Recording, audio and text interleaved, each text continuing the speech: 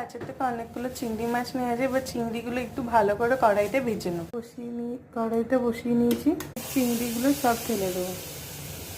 ওখানে হলুদ দিয়ে দেবো, দিয়ে ভালো করে ভেজে নেবো। অল্প একটু নুন দিলেই হবে। ভালো করে আমরা 5-7 মিনিট নাড়িয়ে নেবো যাতে লাল লাল হয়ে যায় চিংড়িগুলো।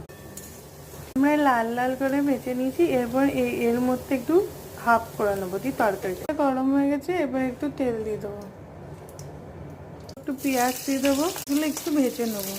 আলুগুলো দিয়ে দেবো, ঝিঙেগুলো পরে দেবো।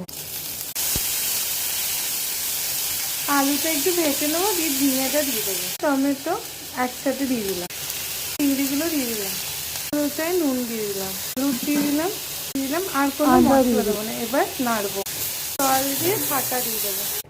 দিলাম, হয়ে গেছে। এবার ঢেলে নেবো। হয়ে গেছে চিংড়ি মাছের চচ্চড়ি। ভালো লাগলে সাবস্ক্রাইব।